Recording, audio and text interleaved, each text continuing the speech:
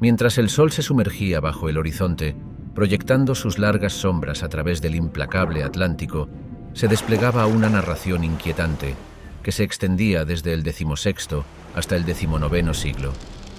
Estos fueron los años en que los barcos de esclavos, embarcaciones de desesperación y agonía, emprendieron el infame pasaje del Medio como parte de la trata de esclavos transatlántica. Dentro de las entrañas de estas prisiones flotantes, un capítulo sigue siendo especialmente desgarrador: la terrible experiencia enfrentada por las mujeres africanas esclavizadas. Imagina que el año es 1700 y estás a bordo del Brooks, un barco infame por sus condiciones inhumanas, capitaneado por hombres cuyos nombres han sido grabados en la infamia. Figuras como James de Wolfe, un comerciante de esclavos estadounidense, y John Hawkins, un temprano comerciante de esclavos inglés, vienen a la mente. Hombres que se beneficiaron de esta oscura empresa. ¿Puedes comprender la profundidad de la desesperación que consumía las almas a bordo de estos barcos? ¿Cómo debió haber sido para las mujeres, arrancadas de sus familias y sus tierras natales, sus vidas reducidas a meras mercancías? Mientras navegamos por estas aguas desgarradoras, nos enfrentamos al conmovedor relato de Olaudah Equiano, un antiguo esclavo que compró su libertad y se convirtió en un destacado abolicionista. Los gritos de las mujeres y los lamentos de los moribundos convertían toda la escena en una escena de horror casi inconcebible. Sus palabras resuenan a lo largo de los siglos, un vívido testimonio del horror casi inconcebible que era la realidad para las mujeres esclavizadas a bordo de estos barcos. Únete a nosotros mientras nos sumergimos en este capítulo profundamente inquietante de la historia humana y arrojamos luz sobre el trato atroz de las mujeres a bordo de los barcos de esclavos. Bienvenidos al diario de Julio César. La Sinfonía Dolorosa del Atlántico, revelando los horrores y la magnitud de la trata de esclavos. En los anales de la historia humana, pocos relatos son tan desgarradores y perturbadores como la trata de esclavos del Atlántico, una compleja y trágica red que abarcó continentes, culturas y siglos. Embarcarse en este viaje narrativo nos lleva desde las soleadas costas de África Occidental hasta las florecientes colonias del Nuevo Mundo, cruzando la traicionera extensión del Océano Atlántico, un inmenso cuerpo de agua que se convirtió en un cementerio para millones de almas africanas. El origen de esta inimaginable tragedia humana se puede rastrear hasta el siglo XVI, cuando los portugueses comenzaron a secuestrar africanos y enviarlos a las plantaciones de azúcar en las Américas. Pero el comercio floreció en magnitud con los británicos, franceses y holandeses uniéndose a la refriega.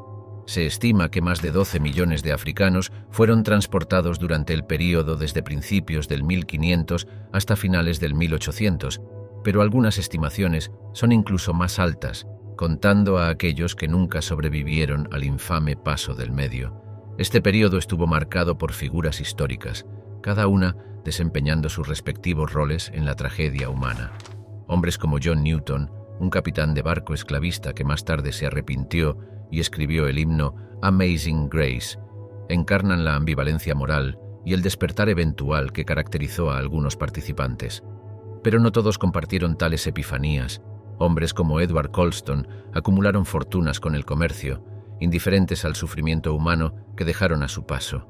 Si bien las caras y los nombres que impulsaron esta oscura industria fueron numerosos, también lo fueron aquellos que se opusieron a ella. Olaudah Equiano, un esclavo liberado que compró su propia libertad, publicó una autobiografía en 1789 que dio al mundo una visión interna de los horrores de la trata de esclavos. Sus relatos de primera mano electrizaron al público británico e impulsaron el movimiento abolicionista, convirtiéndose en un catalizador para el cambio. Instrumentos de tortura como máscaras de hierro y tornillos de pulgar se usaban comúnmente para someter a los esclavizados y sofocar cualquier idea de rebelión. Estos son meros fragmentos de una imagen mucho más grande y aterradora. La magnitud del impacto del comercio en África fue sísmica, desmontando sociedades y causando persistentes tensiones étnicas que persisten hoy en día. Pero no pasemos por alto la imborrable huella que dejó en las Américas. El trabajo de los africanos esclavizados sentó las bases de las economías en el Nuevo Mundo, especialmente en los ámbitos de la agricultura y la industria.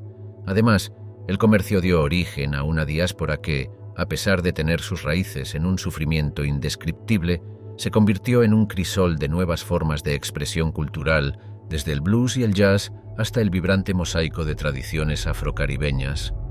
Arcas infernales, la diabólica ingeniería de los barcos de esclavos y el viaje pesadillesco del pasaje del medio.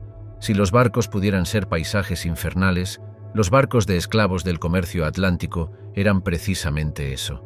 Construidos no para la comodidad, la exploración o incluso las formas más benignas de comercio, estos barcos eran esencialmente prisiones flotantes, diseñados meticulosamente para la abominable tarea de transportar seres humanos de la libertad a una vida de servidumbre forzada. Estos barcos eran el golpe maestro de la perversa ingeniosidad, epitomizando la capacidad del hombre para una crueldad indescriptible. Imagina ser un arquitecto encargado no de crear espacios hermosos y funcionales, sino de maximizar el sufrimiento humano. Esa era la tarea de los constructores de barcos responsables de los barcos de esclavos. Su visión era utilitaria en su esencia. Meter tantos cuerpos humanos en las entrañas de madera confinadas de estos barcos como la física lo permitiera. Estos arquitectos tenían nombres, como James Barbot Jr., quien redactó planes detallados para los barcos, estableciendo pautas que maximizarían la rentabilidad sin mostrar apenas consideración por la dignidad humana. Las cubiertas de estos barcos eran espacios con techos bajos, a menudo no más de 5 pies de alto, y diseñados para tumbarse en lugar de estar de pie. Las esposas y cadenas eran integrales al diseño, incorporadas en la estructura misma, un escalofriante pero perdurable testimonio de su propósito.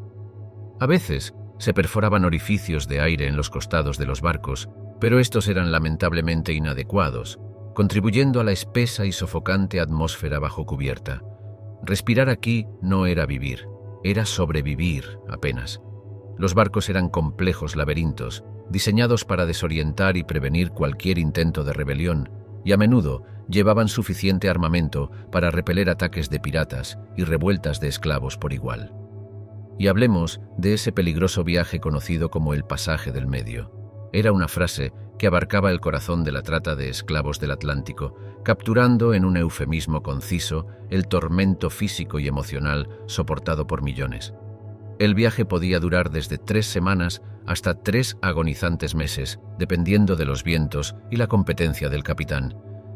Un esclavista experimentado como Luke Collingwood, quien comandaba el infame barco Thong, conocía bien los cálculos de agua, comida y vidas prescindibles, tomando decisiones que podrían llevar al lanzamiento por la borda de esclavos enfermos para reclamar dinero del seguro. Una peculiaridad de estos viajes era la rutina de baile, donde los esclavos eran llevados a cubierta y obligados a bailar al ritmo de látigos y tambores. El ejercicio, razonaban los esclavistas, mantendría la mercancía sana para el mercado. Otro punto de aberrante interés eran las Guinea Galleys, barcos específicamente diseñados para esconder niños, una siniestra subcategoría de estos infiernos flotantes. Mientras revisamos documentos históricos y registros de barcos, encontramos citas que nos hielan hasta los huesos. Los capitanes escribían con objetividad sobre su carga, usando términos deshumanizantes, describiendo pérdidas y ganancias como si inventariaran sacos de grano. La crudeza del lenguaje revela la eficiencia entumecedora del comercio, la perturbadora realidad de ver a los seres humanos como mercancías. Estas arcas infernales no eran solo barcos, eran teatros de desesperación humana. Eran barcos que destrozaban familias, desgarraban comunidades y derramaban tanta sangre inocente en el Atlántico que uno podría pensar que el propio océano se rebelaría. Eran la antítesis oscura del Arca de Noé. En lugar de salvar vidas, aniquilaban la esperanza, la dignidad y hasta la esencia misma de la humanidad de las desafortunadas almas que transportaban. El abismo bajo cubierta, un descenso al laberinto asfixiante de los barcos de esclavos. Si Dante hubiera conocido las condiciones a bordo de los barcos de esclavos que cruzaban el Atlántico, podría haberlos incluido como otro círculo del infierno. El abismo bajo cubierta no era simplemente un espacio, sino un entorno monstruoso diseñado para someter el espíritu humano a una sumisión adormecedora. Imagina un lugar donde la oscuridad es una constante compañera y el aire está tan cargado de desesperación que cada aliento parece un acto de rebeldía contra la inevitabilidad de la asfixia. Este era el inframundo de los barcos de esclavos, un reino inferior muy alejado de la poesía de los atardeceres y paisajes marinos arriba. Aquí, los seres humanos eran almacenados como leña, dispuestos en configuraciones calculadas que optimizaban el espacio, pero no prestaban atención al confort o a la humanidad.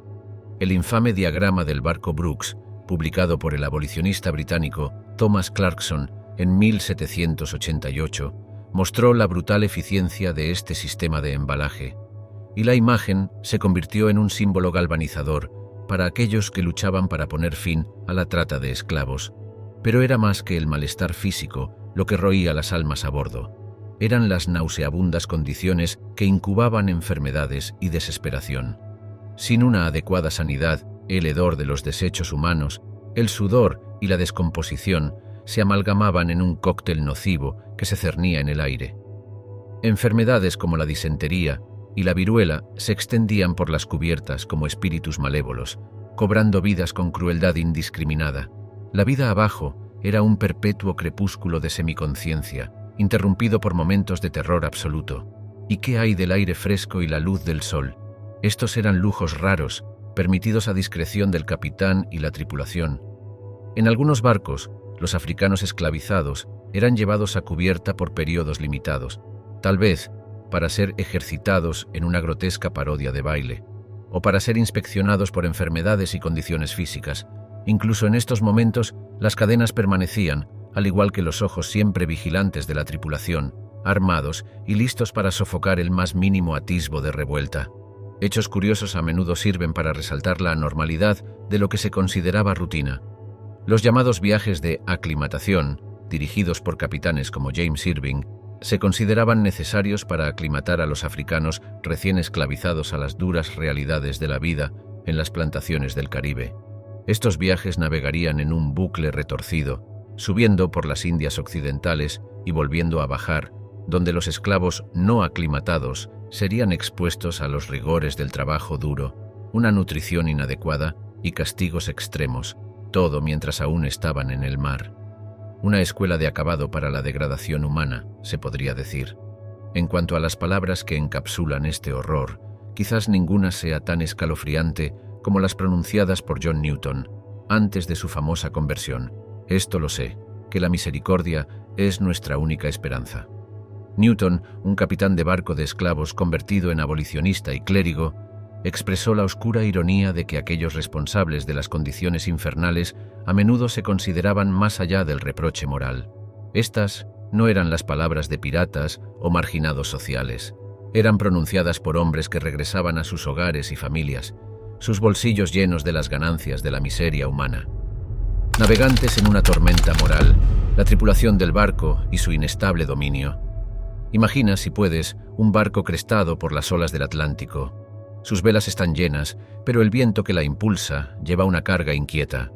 En cubierta, los hombres se apresuran en un baile coreografiado por la urgencia y el miedo, sus rostros una compleja tapiz de convicción, duda y, a veces, indiferencia.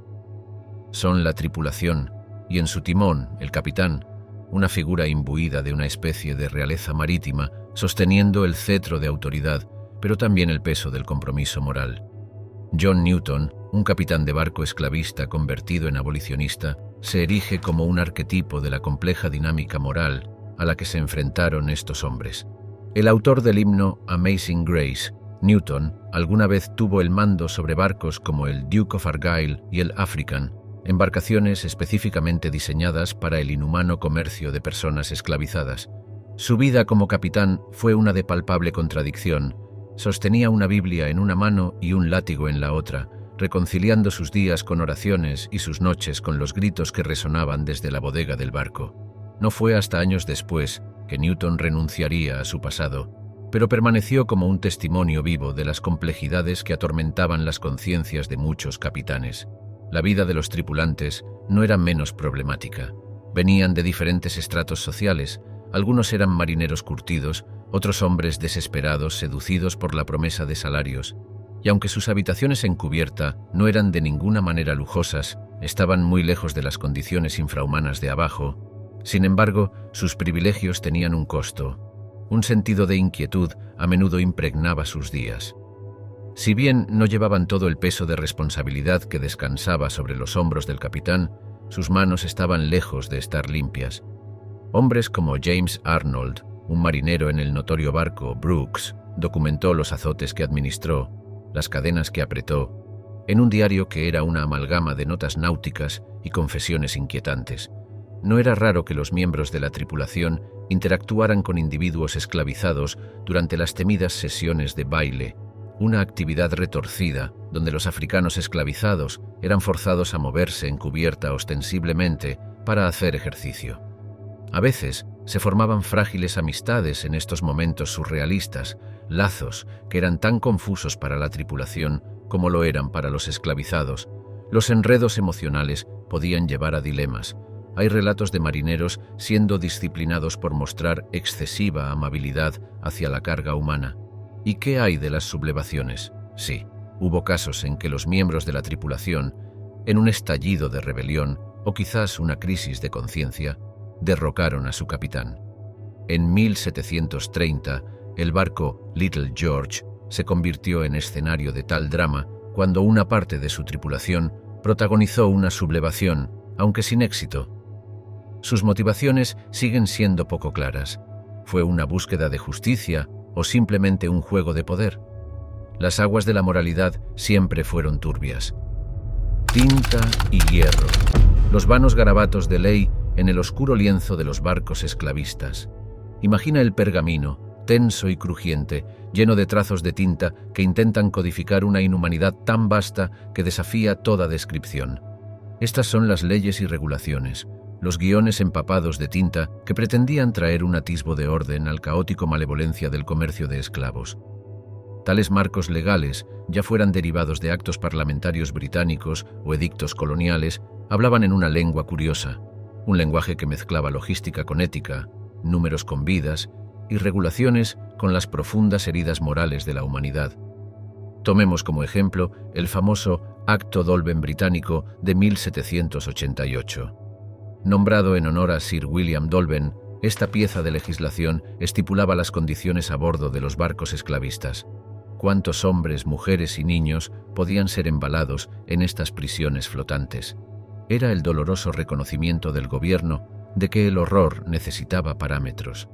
El acto especificaba que un barco no podía llevar más de 5 esclavos por 3 toneladas del peso del barco, tratando de ofrecer un barniz de dignidad en condiciones que eran fundamentalmente indignas. La ironía. Considera a John Kimber, un capitán británico acusado pero finalmente absuelto en un famoso caso en 1792. Fue acusado de extrema crueldad hacia una niña esclavizada. Por un breve momento, el barniz se agrietó. La sociedad se vio obligada a confrontar el horror. La ley se convirtió tanto en un espejo como en una ventana, reflejando la inquietud de la sociedad mientras exponía el abismo entre legalidad y moralidad. El juicio de Kimber reveló las deficiencias de un sistema legal que era eficiente en contar tonelaje, pero carecía del vocabulario para cuantificar el sufrimiento. Otro aspecto notable de esta oscura empresa fue la naturaleza clandestina del comercio de esclavos en regiones como las colonias españolas, donde los asientos, contratos que otorgaban al titular permiso para comerciar personas esclavizadas, añadían otra capa de llamada legitimidad. Sin embargo, los asientos a menudo eran solo una cortina de humo, ya que el comercio de contrabando estaba muy extendido, y muchos barcos esclavistas desembarcaban bajo el manto de la oscuridad, desafiando las mismas leyes que buscaban regularlos. ¿Qué significaban las regulaciones cuando el alma misma de la empresa era la corrupción personificada? Incluso cuando las leyes se volvieron más estrictas, los comerciantes de esclavos encontraron lagunas lo suficientemente grandes como para navegar un barco a través de ellas. La ley de Estados Unidos, prohibiendo la importación de esclavos, se promulgó en 1808, pero el comercio ilícito continuó durante décadas, oscurecido por lenguaje codificado y rutas clandestinas. El cumplimiento a menudo era simplemente un gesto hacia la formalidad, una casilla marcada en un libro de contabilidad antes de que el barco zarpara. Muchos barcos llevaban botiquines de cirujano ostensiblemente para mostrar que se preocupaban por el bienestar de los cautivos. En realidad, es más probable que estos kits fueran utilizados para sofocar revueltas o administrar castigos. Mientras las leyes pretendían ejercer control, debajo de cubierta, las leyes del hombre chocaban violentamente con las leyes de la humanidad. Aquellos que tenían el coraje de resistir no eran recibidos con jerga legal, sino con la retórica cruda de grilletes de hierro y garrotes de madera. Olaudah Equiano, un hombre africano esclavizado de niño que luego compró su libertad y se convirtió en un destacado abolicionista, una vez comentó: «Todos estamos atados a una rueda». De hecho, las leyes que afirmaban regular a menudo eran solo engranajes en esa rueda despiadada. Pan de aflicción, la siniestra gastronomía de los barcos de esclavos y las almas hambrientas en su interior. Si la comida es un reflejo de la cultura, una marca de la civilización, entonces el sustento proporcionado en los barcos de esclavos era una cruel parodia, una macabra imitación de la nutrición que solo intensificaba los tormentos de aquellos a bordo. Aquí, en este oscuro mundo bajo cubierta, donde la luz y el aire eran casi elementos mitológicos, la comida se convirtió en otra herramienta de deshumanización. Todo el proceso de alimentación en los barcos de esclavos estaba coreografiado no para el sustento, sino para el objetivo comercial de entregar seres humanos vendibles al otro lado del Atlántico. Imagina ser separado no solo de tu hogar y tus seres queridos, sino también de los mismos sabores, texturas y aromas que hacen que la vida valga la pena. A los africanos esclavizados generalmente se les alimentaba 2 veces al día, pero lo que pasaba por comidas estaba muy lejos de las dietas ricas en nutrientes y diversas a las que estaban acostumbrados en sus tierras natales. La comida era a menudo una mezcla de ingredientes de calidad inferior destinados a cumplir con los requisitos mínimos para la supervivencia humana. Una comida típica podría incluir lobscouse, una mezcla nauseabunda de carne, harina y agua, o judías de caballo, así llamadas no porque fueran aptas para caballos, sino porque a menudo se consideraban no aptas para el consumo humano en Europa. Una pregunta persistente de este oscuro capítulo de la historia humana es cómo podían los capitanes y las tripulaciones de los barcos, muchos de los cuales estaban versados en los matices del derecho marítimo y el comercio internacional, calcular tan mal las necesidades nutricionales de su carga humana. La respuesta radica en la insensible economía del comercio. Hombres como William Snellgrave, un comerciante de esclavos británico, registraron meticulosamente los regímenes de alimentación en sus viajes y sus registros están repletos de anotaciones sobre cómo racionar mejor los escasos suministros de alimentos. Snellgrave era muy consciente de que la desnutrición haría que los esclavos fueran menos valiosos a su llegada. Sin embargo, sus decisiones siempre eran un acto de equilibrio entre la inversión en comida y el retorno potencial de la venta de esclavos. Las consecuencias de este macabro cálculo eran previsiblemente horribles. Muchos africanos esclavizados sufrían de escorbuto, una enfermedad causada por la deficiencia de vitamina C, caracterizada por encías inflamadas y extrema debilidad. Otros sucumbían a enfermedades inducidas por la desnutrición incluso antes de llegar al Nuevo Mundo. Los cirujanos de los barcos, cuyos roles eran más sobre mantener el valor de los esclavos que cualquier juramento hipocrático, a veces intentaban alimentar a la fuerza a aquellos que resistían comer. Los métodos eran tan crueles como ineficaces, desde el uso de un speculum oris, un dispositivo para abrir la boca, hasta azotes y otras formas de coerción física. Las anécdotas en torno a esta siniestra gastronomía son difíciles de digerir. En algunos barcos, como el comandado por el capitán Timothy Tucker a finales del siglo XVIII, las rebeliones de esclavos eran provocadas no solo por las condiciones opresivas, sino por la pura desesperación de una mejor comida. Las entradas del registro de Tucker indican que una revuelta fallida en su barco fue provocada por las provisiones de baja calidad, un testimonio condenatorio del hecho de que para muchos el riesgo de muerte era preferible al tormento de la desnutrición continua. Quizás el aspecto más inquietante de este sórdido relato culinario es el silencio que lo envuelve. Los diarios y registros de los esclavistas rara vez profundizan en los aspectos emocionales de estas alimentaciones forzadas. Tenemos poco más que hechos esqueléticos, números y lenguaje transaccional para informarnos, pero el vacío habla por sí mismo. Por cada cucharada de lobloli o bocado de pescado salado forzado en una garganta, también se tragaba un pedazo de un alma, molido por los crueles engranajes de una empresa que veía a los seres humanos como elementos en un libro mayor. Cadenas y látigos, la brutal sinfonía de disciplina a bordo de los barcos esclavistas. En el oscuro escenario que era la cubierta inferior de un barco esclavista, si la comida era la burla del sustento, entonces el castigo era la versión distorsionada de disciplina, una brutal sinfonía orquestada para mantener un perverso sentido del orden. Para afirmar dominio sobre una masa de seres humanos reducidos a carga, los capitanes y la tripulación empleaban un repertorio de castigos que parecían extraídos de un manual de sádicos. Grilletes y cadenas eran solo el comienzo, las notas introductorias en una letanía de horrores diseñados para aplastar cualquier noción de rebelión o autoestima. No era raro que los barcos llevaran instrumentos especializados con el único propósito de impartir castigo. El Cat o' Nine Tails, un látigo con múltiples cuerdas anudadas, era una herramienta preferida para disciplinar a los esclavos por ofensas que podían variar desde lo trivial hasta lo inexistente. Pero, ¿qué constituía una ofensa en el purgatorio confinado y flotante de un barco esclavista? Créalo o no, la insubordinación era un término elástico extendido para abarcar todo, desde actos abiertos de resistencia hasta simplemente estar demasiado enfermo para consumir las escasas raciones del barco. Un ejemplo infame es la cuenta del capitán John Kimber, quien enfrentó juicio en 1792 por el asesinato de una niña esclavizada llamada Anne. Kimber, enfurecido porque Anne estaba demasiado enferma para bailar, un ejercicio humillante a menudo forzado a los esclavos para promover su salud, la azotó tan severamente que murió a causa de sus heridas. El juicio subsiguiente en Gran Bretaña envió ondas de choque a través de la sociedad, aunque Kimber fue finalmente absuelto, una decisión que reflejaba las insensibles costumbres sociales de la época. Sin embargo, Kimber no fue una excepción. Fue un producto de un sistema que armó la disciplina para quebrar el espíritu. Menos conocida, pero igualmente escalofriante, es la historia de un esclavo conocido solo como KRU, en un barco bajo el mando del capitán William Earl.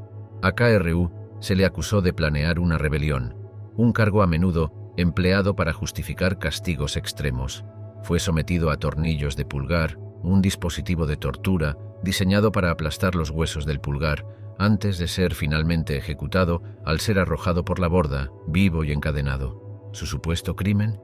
Simplemente conversar en su lengua nativa con otros africanos esclavizados. La perversa ironía era que la tripulación, aunque feroz en sus castigos, vivía en perpetuo miedo a un levantamiento de esclavos. La masacre de Song, de 1781, epitomizó este temor. Temiendo que los esclavos enfermos incitaran una revuelta, la tripulación arrojó a 132 africanos esclavizados por la borda, una sombría decisión defendida posteriormente en un tribunal británico como un desperdicio necesario de carga. Y no olvidemos el castigo impuesto por el delito de enfermedad. En un sistema que valoraba a los esclavos simplemente como activos comerciales, la enfermedad era una responsabilidad. Los afectados a veces eran aislados, no para su bienestar, sino para prevenir la propagación de enfermedades que pudieran devaluar la carga. En otros casos, eran despiadadamente arrojados por la borda, como en el caso del barco La Rodeur, en 1819, donde un brote de oftalmia llevó a la cruel decisión de lanzar a esclavos ciegos al mar. Estos castigos eran las crueles cuerdas y la retumbante percusión en la disonante sinfonía de la vida en un barco esclavista. Una banda sonora de sufrimiento, sus notas escritas en los libros de contabilidad de capitanes y comerciantes, sus ritmos puntuados por el chasquido de los látigos y el tintineo de las cadenas. Esta oscura música fue dirigida no por forajidos o monstruos, sino a menudo por hombres que se consideraban civilizados, hombres que citarían a Shakespeare o tararearían un himno mientras contabilizaban sus ganancias humanas. Aire fétido y almas afebrecidas, el virulento viaje a través de la enfermedad y la decadencia. Si los barcos de esclavos eran teatros del sufrimiento humano, entonces la enfermedad desempeñaba el papel de un malévolo suplente siempre presente, siempre al acecho en las sombras, ansioso por su turno para ocupar el centro del escenario. Con cada crujido de las maderas del barco, con cada oleada del océano, los hombres, mujeres y niños, encadenados en las entrañas de estas mazmorras flotantes, vivían no solo con el miedo al látigo, sino también con el atormentador temor de los patógenos invisibles. En un entorno donde la higiene básica era una idea secundaria y la atención médica una macabra burla, el más pequeño microbio podía tener el poder de una sentencia de muerte. En medio del aire rancio y putrefacto de las cubiertas inferiores del barco de esclavos, a menudo llamadas cubiertas intermedias, los africanos esclavizados eran amontonados en condiciones tan deplorables que el ganado en las granjas estaba mejor alojado. No existía ningún atisbo de saneamiento. Cubos servían como inodoros comunitarios, raramente vaciados, derramando su nauseabundo contenido con cada inclinación del barco. Este fétido escenario era el caldo de cultivo perfecto para enfermedades como la disentería, a la que en aquel entonces se le llamaba la fluidez sangrienta, una condición tan rampante que casi se consideraba una parte inevitable de la experiencia del paso del medio. Un barco, el Brooks, se convirtió en un ejemplo icónico de estas horrorosas condiciones, gracias a un diagrama que los abolicionistas usaron más tarde para mostrar la inhumanidad del comercio de esclavos. En este barco, a las personas se les asignaban espacios tan pequeños como 6 pies por 1 pie por 4 pies. En semejante pesadilla de hacinamiento, las enfermedades se propagaban como un incendio. La viruela, la disentería y la fiebre tifoidea no conocían límites, barriendo a las masas aglomeradas con una furia indiscriminada. Se estima que en algunos viajes las tasas de mortalidad alcanzaron hasta un 50%. Pero incluso esas sombrías estadísticas solo cuentan parte de la historia. Se puede mirar, por ejemplo, el notorio caso del infierno flotante, un barco llamado Liverpool Merchant. En un viaje en 1756, su capitán, Timothy Wiles, tuvo que enfrentar un brote de viruela.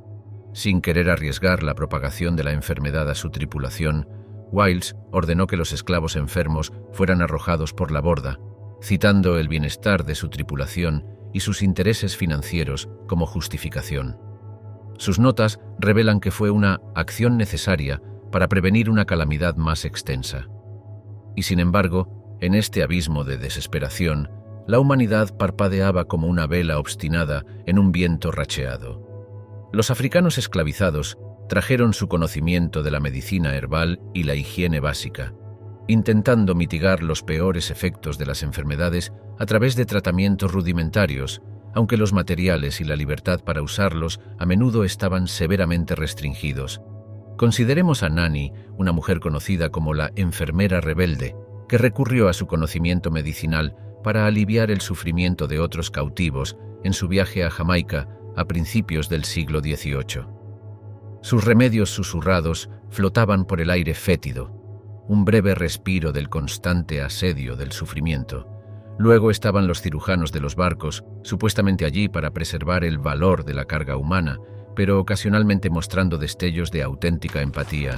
Thomas Trotter, un cirujano a bordo del Brooks, fue una de esas anomalías.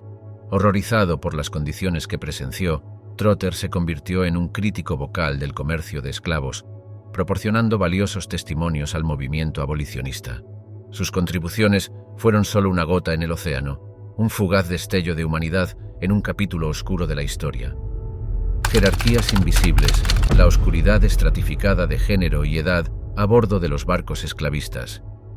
Cuando despejamos las capas tenebrosas de la trata de esclavos del Atlántico, descubrimos que el abismo tiene su propia jerarquía, un sombrío orden de importancia retorcido, donde el género y la edad dictaban sufrimientos únicos para hombres, mujeres y niños.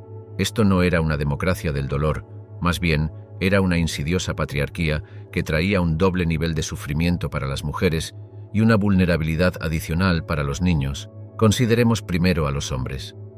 Apiñados como sardinas en las cubiertas intermedias, a menudo se les ubicaba más alejados de las preciosas lámparas que proporcionaban la única luz.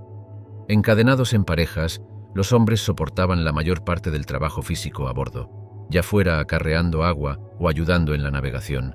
Y sin embargo, Incluso en este estado de miseria absoluta, se les consideraba amenazas potenciales, rebeldes en potencia, que requerían las cadenas más fuertes y la vigilancia más estricta. Barcos como la Amistad, en 1839, se hicieron infames por las insurrecciones de esclavos lideradas predominantemente por hombres, una manifestación de su papel subyugado, pero también un testimonio de su feroz resistencia. Las mujeres, por otro lado, estaban sometidas a un tipo diferente de horror, a menudo separadas de los hombres para minimizar el riesgo de rebelión coordinada. También eran aisladas por razones mucho más siniestras. En los rincones ocultos de estas cámaras flotantes de miseria se volvían vulnerables a las agresiones por parte de la tripulación.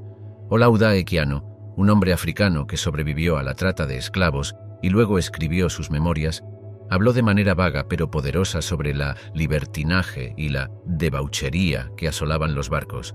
Mujeres como Phyllis Wheatley, quien era solo una niña cuando fue secuestrada, utilizaron su escritura más tarde en la vida para exponer estas injusticias no pronunciadas. Los niños eran quizás los más vulnerables. Considerados menos como una amenaza física inmediata, a menudo estaban sin grilletes, pero enfrentaban un conjunto diferente de horrores. Además de la privación general, eran objetivos de diversas formas de explotación y crueldad. Un barco llamado el Little George, capitaneado por Thomas Phillips en 1694, se dedicó específicamente a capturar niños, justificando que eran más fáciles de manejar, pero sin mencionar sus tasas de mortalidad más altas debido a las duras condiciones. Los diarios de Alexander Falconbridge, un cirujano de barco, resaltan la fatal negligencia que llevó a que numerosos niños fueran pisoteados en los espacios reducidos. Sin embargo, por sombrías que fueran estas delimitaciones, a menudo servían como las líneas de falla a lo largo de las cuales los esclavizados formaban lazos y comunidades. No era raro que las mujeres actuaran como cuidadoras, no solo de sus propios hijos, sino de otros separados de sus madres. Los hombres también formaban alianzas, participando en actos silenciosos de resistencia, como sabotear el equipo del barco o formar pactos para terminar con sus vidas como una forma de escapar de su insufrible realidad. Incluso escuchamos sobre las raras pero significativas interacciones entre los esclavizados y los pocos miembros de la tripulación compasivos. Las mujeres y los niños, en particular, encontraban fugaces instantes de compasión por parte de cirujanos de barco o marineros de menor rango. Mary Prince, quien publicó su autobiografía en 1831, relata recibir pequeñas misericordias de un miembro de la tripulación llamado Ben, quien le daba comida y agua extra. Ecos en el abismo, la cadencia resiliente de la cultura, entre cadenas. Debajo de la madera gimiendo de los barcos de esclavos, en medio del estruendo de la desesperación y la asfixia, otro sonido, casi fantasmal en su resistencia, reverberaba a través del aire fétido. Un zumbido, un canto, una oración susurrada. Estos eran los ecos desafiantes de culturas robadas que se negaban a ser silenciadas. Aunque las cadenas pesaban sus cuerpos, los africanos esclavizados encontraron formas de elevar sus espíritus a través de expresiones fragmentadas pero indomables de su herencia. Contra todo pronóstico, la cultura, como una frágil plántula rompiendo el implacable concreto, encontró una forma de florecer en los espacios oscuros y estrechos de estos barcos de miseria. Imagine, si puede, las melodías embrujadoras de las canciones tradicionales, proporcionando un contrapunto sonoro a las maderas chirriantes del barco y las implacables olas del océano. Canciones como Oye Oyela, un lamento yoruba, fueron adaptadas en himnos sombríos de resistencia.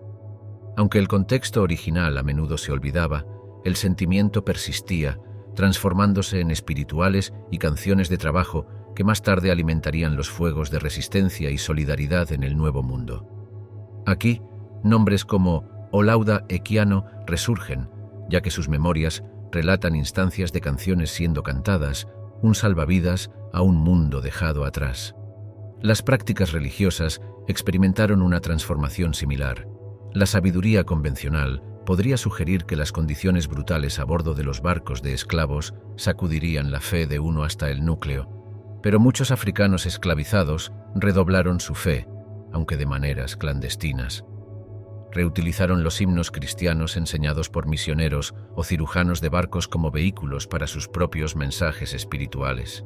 A menudo, la espiritualidad africana tradicional se fusionaba con los nuevos elementos religiosos encontrados en los barcos, dando lugar a prácticas sincréticas que más tarde se convertirían en pilares de la vida religiosa en lugares como Haití, Brasil y Luisiana. No fue solo en canciones y espiritualidad que estos fragmentos culturales sobrevivieron. Las tradiciones orales, cuentos de gloria ancestral y seres mitológicos se susurraban como textos sagrados de un oído a otro, proporcionando tanto entretenimiento como educación clandestina para los pasajeros más jóvenes. Por ejemplo, historias de Anansi, el dios tramposo de África Occidental, eran contadas y recontadas en voces apagadas, su subtexto claro. Incluso los más débiles podían superar al fuerte si se empleaban la astucia y el ingenio. Notablemente, algunos africanos esclavizados lograron llevar consigo talismanes físicos de su herencia, a pesar de las estrictas prohibiciones contra objetos personales. Abalorios, amuletos o incluso pequeños tejidos sirvieron como conexiones tangibles a una vida e identidad que los traficantes de esclavos buscaban borrar. Uno de los ejemplos más notables fue la gente Gulá, que logró retener elementos distintivos de la cultura africana durante y después del Paso del Medio, incluyendo su propio idioma criollo y artesanías. Estos artefactos y prácticas, llevados a través del océano en manos robadas, se convirtieron en tesoros de un valor incalculable, referencias culturales en un mundo que ofrecía poco más que brutalidad. Incluso cuando se trataba del simple pero crucial acto de nombrar, los esclavizados encontraban formas de subvertir la deshumanización que sufrían. Muchos resistieron los nombres europeos que se les imponían, aferrándose a sus nombres africanos como un acto de rebelión silenciosa pero potente. Un hombre llamado Kugoano, por ejemplo, nacido en lo que ahora es Ghana y esclavizado en su juventud, permaneció firme en mantener su nombre africano incluso después de obtener su libertad, marcando su resistencia a la pérdida de su identidad cultural. Rebelión en las olas, el impulso imperecedero de resistencia en el mar. El aire salado estaba cargado de tensión, cada mirada compartía un secreto, cada mano escondía una posible arma, un fragmento de vidrio, un clavo robado. No importa cuán opresivas fueran las condiciones, cuán vigilante fuera la tripulación, el instinto de libertad es una llama que incluso los vientos más feroces no logran extinguir. El escenario de tales actos de coraje y desesperación era a menudo el barco mismo, esas prisiones flotantes que se convirtieron en crisoles inesperados de resistencia y revuelta. Lejos de ser víctimas pasivas, los africanos esclavizados a bordo de estos barcos a veces orquestaban elaborados actos de desafío, dejando una marca imborrable en los anales de la resistencia humana. Para entender la audacia de estas revueltas, primero debemos comprender las probabilidades en su contra. Los barcos de esclavos estaban diseñados como fortalezas, estratificados con barreras físicas y psicológicas para someter la carga humana. Marineros armados patrullaban las cubiertas. Grilletes y cadenas eran las crueles joyas que adornaban a los pasajeros. Sin embargo, la resistencia brotaba como un manantial que se niega a ser tapado. Recordamos nombres como Cinqué, el hombre de Sierra Leona, que lideró la famosa revuelta de 1839 a bordo de la Amistad, no solo por su coraje, sino por la pura improbabilidad de su desafío. De hecho, muchos actos de resistencia tenían que ser encubiertos, planeados bajo la nariz de la tripulación del barco, a menudo en idiomas que los esclavistas no podían entender. El subterfugio era la moneda de los esclavizados, y la comunicación estaba rica en lenguaje codificado y miradas furtivas. Un apretón de mano aquí, una mirada evasiva allá, eran las sutiles señales que indicaban una voluntad colectiva de resistir. Cuando se desarrolló la revuelta de la Amistad, los africanos capturados usaron lenguaje de señas y simples expresiones pidgin para coordinar sus acciones, superando las barreras del lenguaje entre ellos y tomando por sorpresa a sus captores. El momento era crucial. Las revueltas eran más probables cerca de la costa africana, antes de que las debilitantes condiciones del pasaje del Medio hubieran agotado completamente la fuerza y determinación de los cautivos.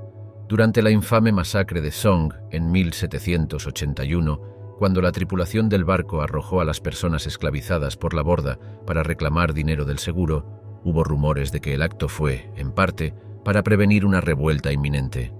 Quizás la tripulación había sentido la atmósfera explosiva, la tormenta creciente de resistencia que los tenía superados en número y potencialmente en armamento. El resultado de estas revueltas fue, previsiblemente, variado. Por ejemplo, los rebeldes de la Amistad lograron tomar el control del barco, pero luego fueron capturados cerca de la costa de Long Island. Su juicio se convirtió en una causa célebre internacional que finalmente resultó en su libertad, pero por cada amistad hubo innumerables revueltas que terminaron en tragedia. Esclavos recapturados enfrentando condiciones aún más duras, la soga del verdugo o ejecuciones sumarias. Pero incluso en la derrota, estos actos de desafío tenían su propia victoria. Destrozaban el mito de la sumisión pasiva, demostrando que el instinto de libertad no podía ser aplastado. Los relatos de resistencia a bordo encontraron su camino en tratados abolicionistas, proporcionando poderosas municiones contra la trata de esclavos. Frederick Douglass, en sus autobiografías, citó el espíritu revolucionario de estas sublevaciones marítimas como evidencia de que el deseo de libertad era universal, declarando: «La trompeta plateada de la libertad había despertado mi alma a la vigilia eterna». Las insinuaciones del amanecer, como los oscuros relatos de los barcos de esclavos, alimentaron la llama abolicionista. En los salones de Londres, los salones de París y las salas de reuniones de Boston, susurros giraban en el aire, cada murmullo una chispa en el creciente infierno del movimiento abolicionista.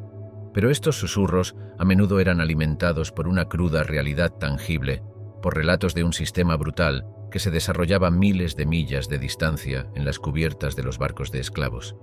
Esas narraciones, compartidas en folletos, diarios y testimonios, se convirtieron en la yesca para uno de los movimientos sociales más transformadores de la historia.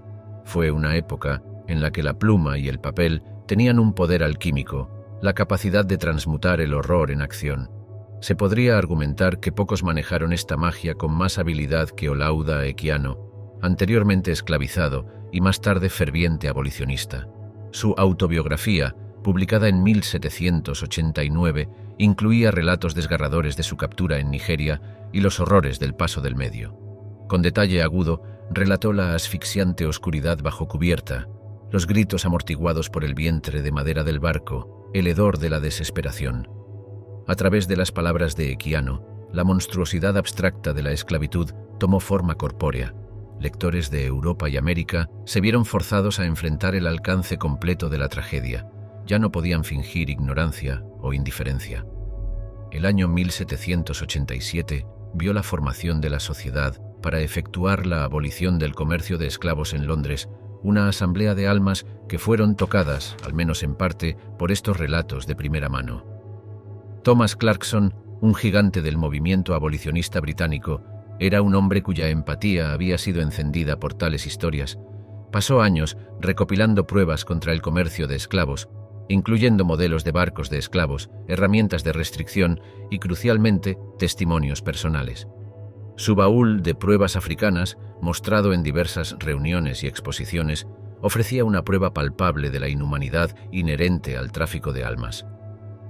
Al otro lado del Atlántico, abolicionistas estadounidenses como William Lloyd Garrison también se basaron en gran medida en relatos a bordo de barcos para impulsar su defensa.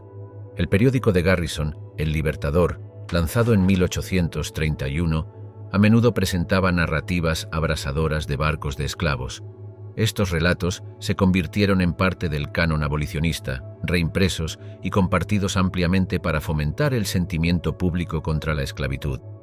Frederick Douglass, un hombre anteriormente esclavizado y una formidable intelectualidad de la época, hizo eco de los gritos de estos barcos en sus escritos y discursos.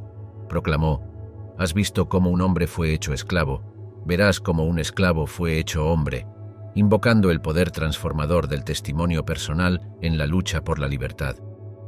La influencia de estas narrativas llegó incluso a los sagrados pasillos del gobierno. En Gran Bretaña, los testimonios recopilados por los abolicionistas jugaron un papel fundamental en los debates que llevaron a la histórica Ley del Comercio de Esclavos de 1807, que hizo ilegal el comercio de esclavos en el Imperio Británico.